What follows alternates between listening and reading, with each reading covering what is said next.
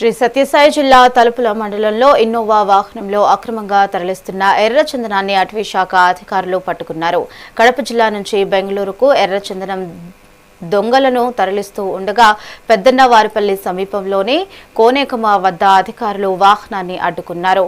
వాహనంలో ఉన్న ముగ్గురులో ఒకరిని అటవీ శాఖ సిబ్బంది పట్టుకోగా మరో ఇద్దరు పరారయ్యారు. పట్టుబడిన నిందితుడిని కడప జిల్లాకు చెందిన బంగారెడ్డిగా గుర్తించి కోర్టు ఆదేశాలతో జైలులోకి తరలించారు. అటవీ సంపద అక్రమ రవాణాలకు పాల్పడితే తీవ్ర పరిణామాలు ఉంటాయని Kadiri forest range officer Gurrappa హెచ్చరించారు.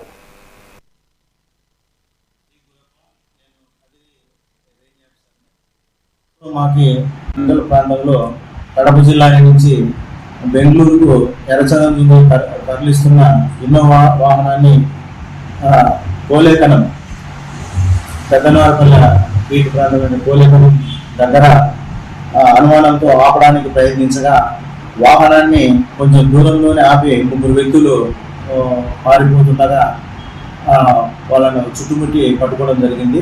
వాళ్ళలో ఒకరు దొరికినారు, ఇద్దరు పారిపోయినారు.